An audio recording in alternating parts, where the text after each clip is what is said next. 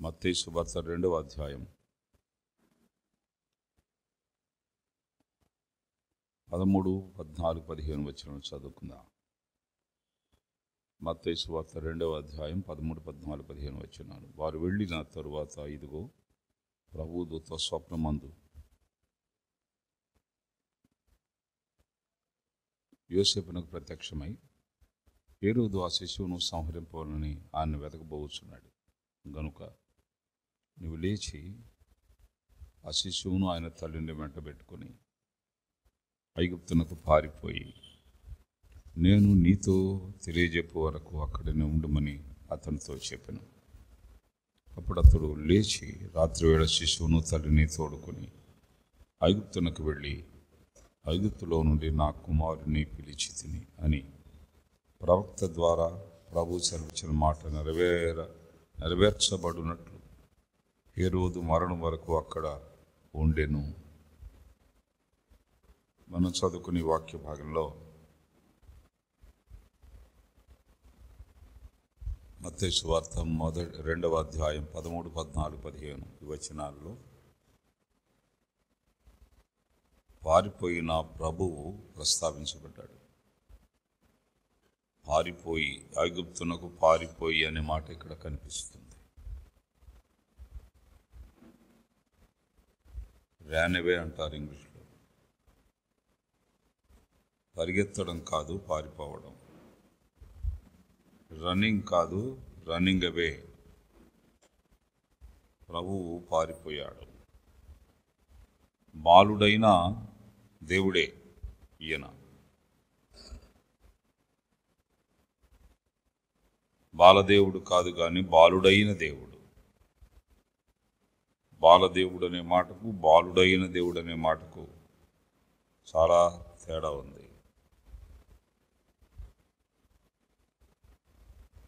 బాలదేవుడు అంటే దేవునికి బాల్యం ఉంది అని అర్థం.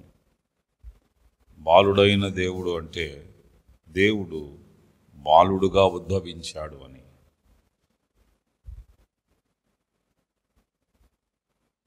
ఆయన ఆకారం బాల్యమే కానీ ఆయన అవతారం దేవుడు. అది యేసుక్రీస్తులో ఉన్న వైవిధ్యం. అందుచేతనే ఆయనను పూజించి అనుంది పై వచనాలలో 11వ వచనంలో. ఆ శిశువును చూచి సాగిలపడి ఆయనను పూజించి. వీళ్ళు పూజించింది ఇక్కడ శిశుపాలుని కాదు, బాలదేవుణ్ణి కాదు, బాలుడైన దేవుణ్ణి. పూజ దేవునికి చెందింది. యోసేపుతో కలిసి యేసుక్రీస్తు కూడా పారిపోవలసి వచ్చింది. పారిపోయే పరిస్థితి తనకు ఏర్పడింది. హేరోదు ఆ శిశువును సంహరింపవలెనని అని ఇక్కడ ప్రస్తావించబడింది. ప్రమాదము నుండి బాలుడైన యేసుక్రీస్తు పారిపోతున్నాడు. ఇది విశ్వాసిలో ఉండవలసిన ఒక అనుభవం. లోకంలో మనం పారిపోకుండా ప్రభువుకు దొరకలేము. పారిపోని వారు ప్రభువునకు లభించరు. తిమోతితో అన్నాడు కదా పౌలు, యవనేచ్ఛల నుండి దూరంగా పారిపోము. పారిపోకుండా ప్రభువుకి మనం లభించాం. ఒకప్పుడు ఎలా ఉంది మన పరిస్థితి చూడండి. లూకాసు వార్తలో మనం ఎరిగిన వచనమే. లూకాసు వార్త 1వ అధ్యాయం 75వ వచనం చివరి భాగంలో, చీకటిలోను మరణఛాయలోను కూర్చుండు వారికి వెలుగు చుటకై ఆ మహావాత్సల్యమును బట్టి పైనుండి ఆయన మనకు అరుణోదయ దర్శనం అనుగ్రహించాను. చీకటిలోను మరణఛాయలోను కూర్చున్న వాళ్ళం. చీకటి మరణఛాయ అంటే పాపం, చీకటి జీవితం, చెడుగు జీవితం. పాపం వలన వచ్చు జీతమైన మరణాన్ని అనుభవించే జీవితం. అందులో కూర్చున్నాం, ఎండ్ల కొలది కూర్చున్నాం. ఏండ్లు గడిచిపోయాయి. చీకటి జీవితంలో, మరణ ఛాయలో సంవత్సరాలు దొల్లిపోయాయి. అయితే ప్రభు మనకు తన వాక్యం ద్వారా, తన లేఖనం ద్వారా దర్శనమిచ్చి మనకు విమోచన కలుగు చేశాడు కదా. 68వ వచనం చూస్తాం. ప్రభు అయిన ఇశ్రాయేలు దేవుడు స్తుతింపబడును గాక. ఆయన తన ప్రజలకు దర్శనమిచ్చి వారికి విమోచన కలుగు చేసెను. విమోచన లభించింది.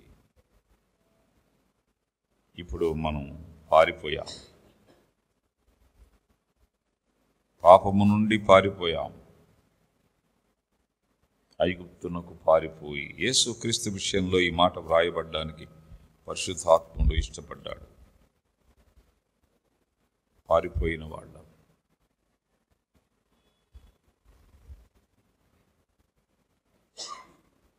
దొరకకుండా పారిపోవడం, లభించకుండా పారిపోవడం.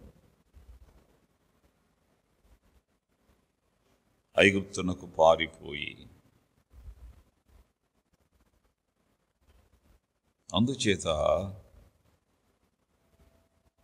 పారిపోయే అనుభవం మనకున్నందుచేత పాపం నుండి మనం దూరంగా ఉన్నాం. లోకము నుండి వేరు చేయబడ్డాం. పాపం యొక్క ప్రభావం మనకు అందకుండా ఇప్పుడు ఆయన సన్నిధికి మనం రావడం అంటే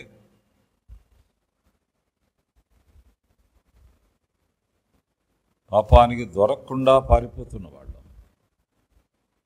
పాపము మనల్ని పట్టుకోవడం చేత కాదు, వల్ల కాదు. ప్రభువు మనతో ఉన్న కారణం చేత మనం పారిపోతాం, కానీ పట్టుబడాం. వాళ్ళను సమీపించడానికి అనుభవం మనలో తప్పనిసరి. ఆయన ఆరాధించడానికి అనుభవం మనలో తప్పనిసరి. పాపం నుండి పారిపోయిన ఒక అనుభవం కలిగిన వాళ్ళం. అలాగూ పారిపోకపోతే ఈయనేమయ్యేవాడు? పైన ఏం చదువుతున్నాం? హేరోదు సంహరింపబోవుచున్నాడు. అలాగూ పారిపోకపోతే మనం కూడా పాపములో చనిపోయేవాళ్ళం. 7:21 యోహాను సువార్తలో చూస్తాం కదా. మీరు మీ పాపంలో ఉండి చనిపోదురు, నేను వెళ్ళు చోటుకి మీరు రాలేరు అన్నాడు. అందుచేత అలాగ పాపం నుండి మనం పారిపోయి ఉండకపోతే చనిపోయి ఉండేవాళ్ళం పాపంలో. అందుచేత ప్రభు మనల్ని ప్రేమించి ఆయన సన్నిధి మనకిచ్చి మనము పారిపోయేవారిగా చేశాడు ప్రభు దగ్గర నుండి. ఒకప్పుడు పాపంలో కూర్చున్నాం, ఇప్పుడు పాపం నుండి మనం పారిపోయిన వాళ్ళం.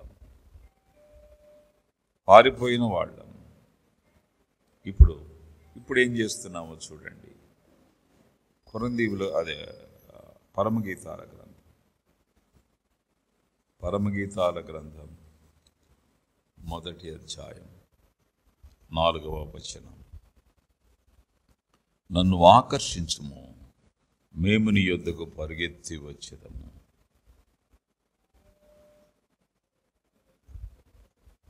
ఇప్పుడు పారిపోయి ఏం చేస్తున్నామండి? ఏం చేసాం?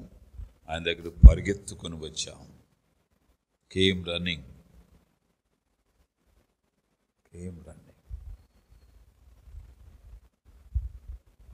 పాపము నుండి పారిపోయిన వాళ్ళం ప్రభు దగ్గరికి పరిగెత్తుకొని వచ్చాం. లోకము కళ్ళకేమో పారిపోతున్నట్టు కనిపిస్తుంది, ప్రభు మనల్ని చూస్తున్నప్పుడు పరిగెత్తుకొని వస్తున్నట్టు కనిపిస్తుంది. ఇది వైవిధ్యపు ఆ అనుభవం మనలో. లోకం మనల్ని చూసినప్పుడు పారిపోతున్న వాళ్ళం, లోక సంబంధమైన అనుభవాలకు దొరకకుండా, చీకటి చెడుకు అనుభవాలకు దొరకకుండా లోక స్నేహానికి దొరకకుండా, లోక వ్యవహారాలకు, లోక సంభాషణలకు, లోక సహవాసానికి దొరకకుండా పారిపోతున్నాం. లోకం మనల్ని చూస్తున్నప్పుడు పారిపోతున్న వాళ్ళం, ప్రభు మనల్ని చూస్తున్నప్పుడు పరిగెత్తుకొని వస్తున్న వాళ్ళం. ఈ వైవిధ్యం విశ్వాసిలో ఉంటుంది. ఈ వైవిధ్యం మనలో ఉంచాడు ప్రభు. నన్ను ఆకర్షించుము, మేము నీ యొద్దకు పరిగెత్తుకొని వచ్చేదాం. రన్నింగ్ అవే అనే అనుభవం నుండి రన్నింగ్ రేసులోకి వచ్చాం. ప్రభు దగ్గరికి రావడం, ఆరాధించడానికి, స్తుతించడానికి, ఘనపరచడానికి ఇది ఉరుకులు పరుగులు కాదా? ఇది ఉరుకులు పరుగులు. తెల్లారిపోతే అయ్యో సమయం అయిపోయింది, రెడీ కావాలి అని పరుగుల మీద, ఉరుకుల మీద రావడం, అది ఎంత సొగసైన ప్రయాణం అండి. ఎంత చక్కని యాత్ర, పవిత్ర యాత్ర చెప్పాలి అంటే, ఒక పవిత్ర ప్రయాణం చెప్పాలి అంటే పరిగెత్తుకొని రావడం. ప్రభు మనకు ఈ స్థితి ఇచ్చాడండి. అందుకొరకై మనము ఆయన వైపు ఆకర్షించబడ్డాం.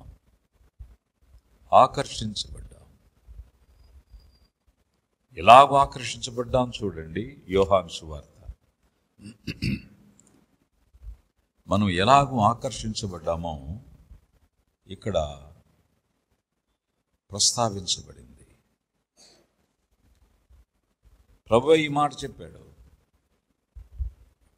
ఆయన భూమి మీద ఉండగా ఆయన చెప్పిన మాట ఇది. ఆ 12వ అధ్యాయం చూడండి, 12:32 వచనంలో చూస్తాం. నేను భూమి మీద నుండి పైకెత్తబడిన ఎడల అందరినీ నా యుద్ధకు ఆకర్షించుకుందును. ఐ షల్ డ్రా ఎవ్రీబడి అంటూ మీ. నన్ను ఆకర్షించుము, మేము నీ యొద్దకు పరిగెత్తుకుని వచ్చేదము. ఆయన మనల్ని ఆకర్షించడానికి ఆయన మ్యాగ్నెట్ అయ్యాడు. Jesus became a magnet. Is not a magician, is a magnet. ఆయన వైపు ఆకర్షించబడ్డాం. ఆయన వైపు ఆకర్షించబడిన వాళ్ళం మనం. ఆయన ఆకర్షితులము.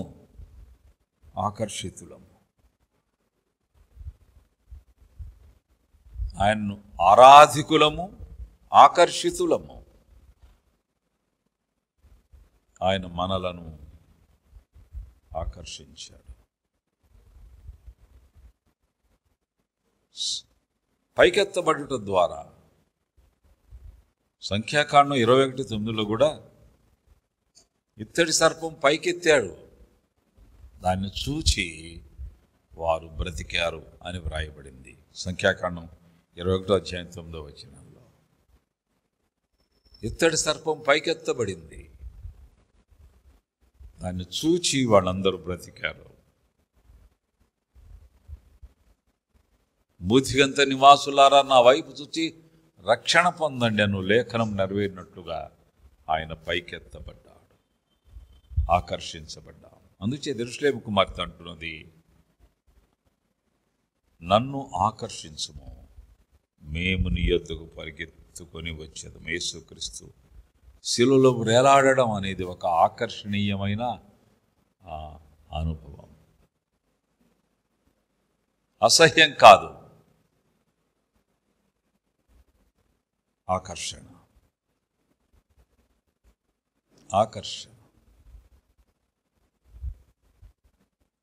మనం కనిపిస్తాం ఆ స్థానంలో. ఆ దెబ్బలు మనవని గ్రహిస్తాం, ఆ శిక్ష మనది అని గ్రహిస్తాం,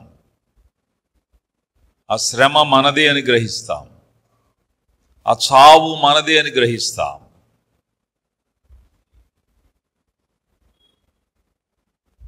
ప్రభువా, మా స్థానాన్ని మీరు తీసుకున్నారు, మిమ్మల్ని ఎలాగు నేను విడిచి ఉండగలను,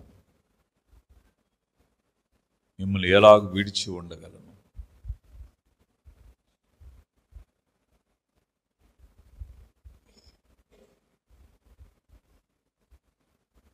ఆకర్షణ అంత గొప్పగా ఉంటుంది. ఒక చిన్నపిల్ల జైల్లో ఉన్న వాళ్ళ అమ్మ కోసం జైలు దగ్గర మనం వార్తల్లో చూచాం. ఏడ్చి ఆ గేటు దగ్గర గట్టిగా వెర్రికేక వేసి ఏడుస్తుంటే సూపర్లు కన్నీళ్లు గార్చారు. చట్టానికి విరుద్ధమైన వాళ్ళ అమ్మను బయటికి పిలిపించారు. తల్లి కుమార్తెల ఉన్న ఆకర్షణే అంత గొప్పగా ఉంటే, ప్రభుకి మనకి మధ్య ఉన్న ఆకర్షణ మనల్ని ఇక్కడికి తెచ్చింది. దీన్ని పరుగు అంటుంది యెరూషలేము కుమార్తె. నన్ను ఆకర్షించుము, మేము నీ యొద్దకు పరిగెత్తుకొని వచ్చేదాం. అందుచేత ఉరుకుల పరుగుల మీద ఉత్సాహంగా, ఆయాసంగా కాదు. లోక సంబంధమైన పరుగు మనకిచ్చేది ఆయాసం, అది ఆవేశం. ఇది ఆయాసం కాదు, ఆవేశం కాదు, ఇది ఆకర్షణ. ఆయన వైపు మనం పరిగెత్తుకొని వచ్చాం. Came running. అందుచేత ప్రభువా అనే దేవుడు మనకిచ్చిన ఈ పరిస్థితి 3 రీతులుగా చూస్తాం. ఒకప్పుడు పాపంలో కూర్చున్న వాళ్ళం, చీకటిలో మరణ ఛాయలో. ఆ తరువాత పాపం నుండి పారిపోయాం. పాపంలో చనిపోకుండా ఉండడానికి, నిత్య నరకాన్ని తప్పించుకోవడానికి ఇప్పుడు పరిగెత్తుకొని వస్తున్నాం. ఈ 3 మాటలు మన మనసుల్లో ప్రభును స్తుతించడానికి పనికొస్తాయి. ఆయన పైకెత్తబడుట ద్వారా ఆకర్షించబడ్డ వాళ్ళం. శిలువలో పైకెత్తబడుట ద్వారా ఈ ఆకర్షణ బ్రతుకాలమంతా మన మీద తన ప్రభావాన్ని చూపిస్తుంది. జీవించినంత కాలం, బ్రతికినంత కాలం, ఊపిరున్నంత కాలం మనం ఆయన్ను ఆరాధించే వారిగా ఆయన వైపు ఆకర్షించబడ్డాం. ఈ పరుగు ఆగదు. మనం జీవించినంత కాలం ఈ పరుగునకు ముగింపు లేదు. మనం ఈ భూమి మీద ఉన్నంత వరకు ఉండే ఈ పరుగు లక్షణం ప్రభువును ఆరాధించేలా చేస్తుంది. అందుచేత పాపంలో కూర్చున్న మనము పారిపోయే అవకాశం లభించింది. పాపం నుండి ఇప్పుడు పరుగెత్తే అనుభవం, ఆశీర్వాదం ప్రభు మనకిచ్చాడు. ఆయన ఆకర్షించబడి ఇప్పుడు వచ్చిన మనం ఆయన్ను, శిలువ మీద ఉన్న మన ఆకర్షణ ప్రధానమైన యేసుక్రీస్తును జ్ఞాపకం చేసుకొచ్చు, ఆయన మరణ పునరుత్థానాలు జ్ఞాపకం చేసుకొచ్చు, ఆయన మనం ఆరాధన చేసుకుందాం. స్తుతులు చెల్లించు.